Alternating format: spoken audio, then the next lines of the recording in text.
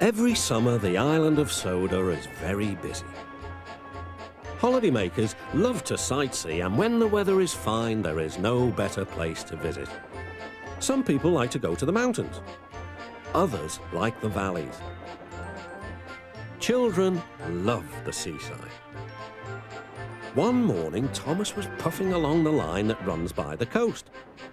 His two coaches, Annie and Clarabel, were packed with children going to the beach. Everyone was happy.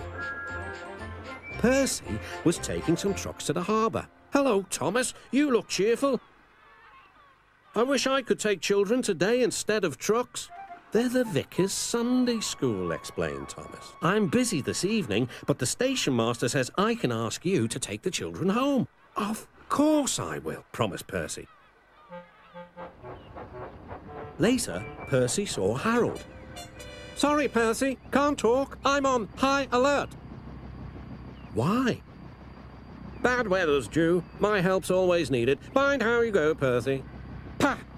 huffed Percy. "As long as I've got rails to run on, I can go anywhere, in any weather, anyhow. Goodbye."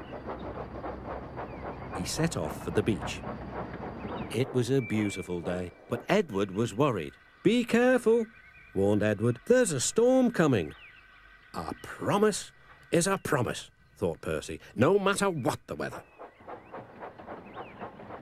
The children had a lovely day, but by tea time, dark clouds loomed ahead.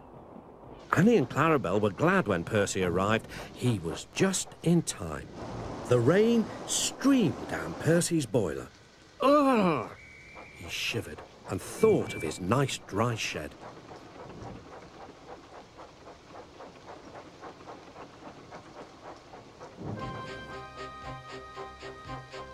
Percy struggled on past coastal villages and into the countryside.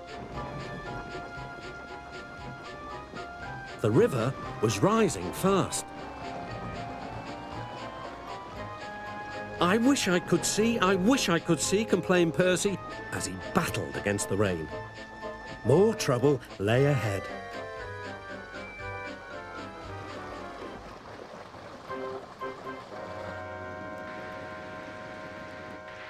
"Oh," hissed Percy, "the water is sloshing my fire."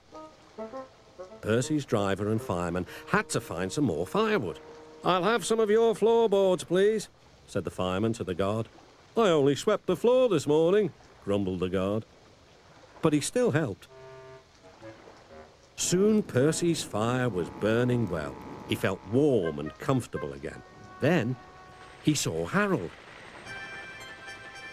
"Oh dear," thought Percy, "Harold's come to laugh at me." Something thudded onto Percy's boiler. "Ow!" exclaimed Percy. "He needn't throw things. It's a parachute," laughed his driver. "Harold's dropping hot drinks for us." "Thank you, Harold," whistled Percy. "Good to be of service," replied Harold, and buzzed away.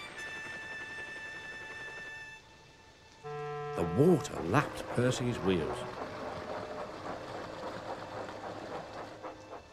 Percy was losing steam again, but he plunged bravely on. "I promised," he panted. "I promised."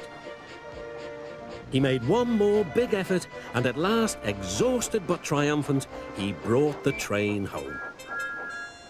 "Well done, Percy," cheered Thomas. "You kept your promise despite everything." The Fat Controller arrived in Harold. First he thanked the men, then Percy. "Harold told me you were a wizard.